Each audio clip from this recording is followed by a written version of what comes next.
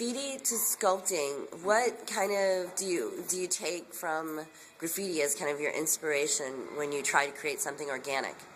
Oh, wow. Well, inspiration is a plethora of contemporary and modernist influences and some classical influences that, but all based in sculpture, architecture, mainly 3D stuff, because I always saw graffiti's benefit in its feeling of being three-dimensional in the form and the movement. And I used to paint a lot, but once I started making sculpture, it kind of just took me over, and so that's what I do now.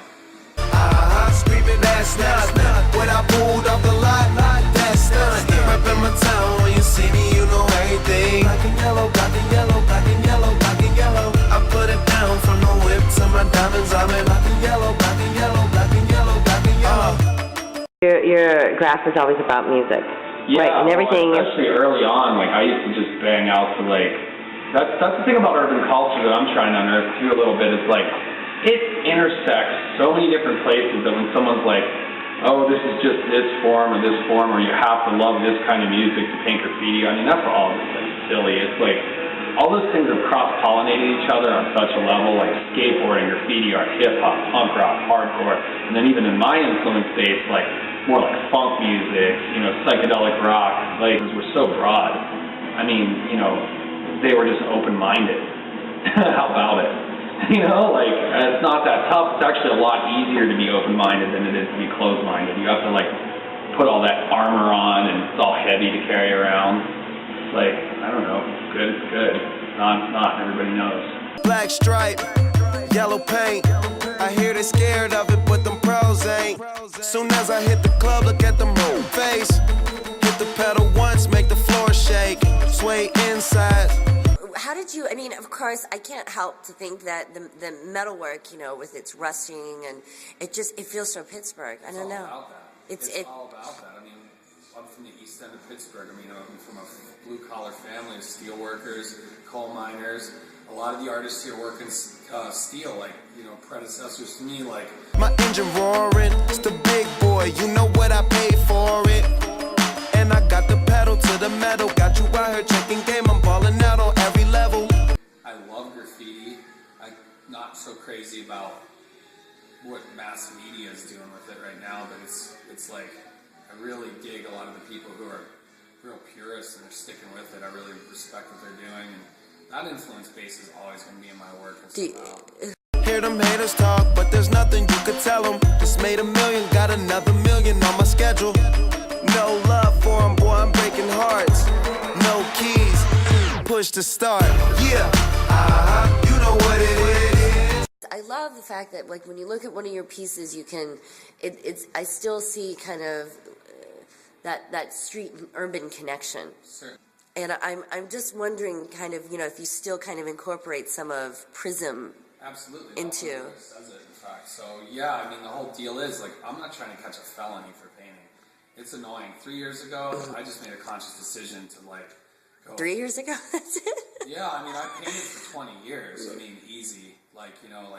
Get pretty near that. In fact, I painted in Seattle, Washington a 1.5 years ago, and it was like, they made me do it. I lost the fire for it, but I gained the fire for this. Everything I do it big. Yeah, screaming that's not when I pulled off the lot, that's done. Reppin' my town, when you see me, you know everything. Black and yellow, black and welder, I was scared it was gonna make me blind, so I turned it off, and I'm like, yo, I can't do that. And then he's kept edging at me. And the first project I did was with Rick Bach and Thad Beulah, who are obviously known for their metal craft, at the brew house, and that was in 1997 is when I started making metal stuff. Yellow, black and yellow, black and yellow. I put it down from the whip to my diamonds. I'm in from molten metal, where I've been very lucky to hook up with a few local artists. Ed and Carly Parrish really turned me on to this, because they really thought my work would go in a different direction, and then I took it really seriously, which they assumed I was going to, and I started meeting them at events all over the Northeast, and even flying back from Miami, and then I made another network of people out of that, and I've been really getting into it, and I'm starting to build my own equipment, and but the facility for this is insane. So mainly there are colleges, so you go and you work as a professional artist alongside of students, and You give them the benefit of your experiences, and they give you the benefit of labor. Yellow, black and yellow, black and yellow, black and yellow. Got a call from my jeweler, this just in. And women love me cause I'm messing with their best friends. Not a lesbian, but she a freak though. This ain't for one night, I'm shining all week, bro. I'm sipping Clico and rocking yellow diamonds. So many rocks up in my watch, I can't tell what the time is. Got a pocket full of big faces. I mean, like, you know, I kind of am just, you know, somebody presents a medium to me that interests me and I want to try it. I think that graffiti is always going to be an underlying influence. How could it not be? Just with the amount of content that was done and my passion for it for all those years, and it being how I learned how to draw.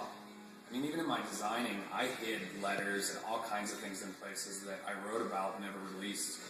And, you know, would take a couch from B&B Italia and look at an Ono Rock piece, for example. That was just one example. And throw in a blender and boom, out comes these couches that we designed. Or, you know. Throw it up cause everybody that I'm with tailored. Yeah, you know what it is.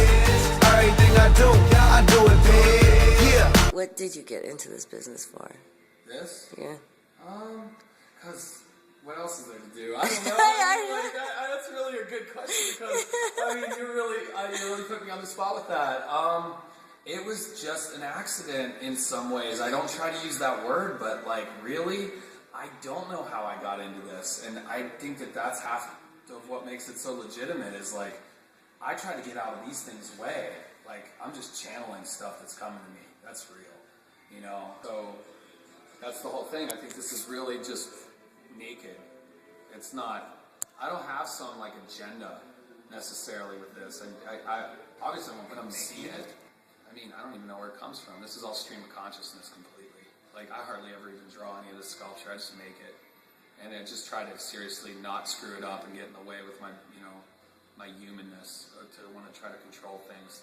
I try to be like, Screaming that's not when I pulled off the lot, that's done. Reppin' my town, when you see me, you know everything. Black and yellow, black and yellow, black and yellow, black and yellow. I put it down from the whip to my diamonds. I'm in black and yellow, black and yellow, black and yellow, black and yellow. Stay fly like I'm supposed to do. That crowd underneath them clouds can't get close to you.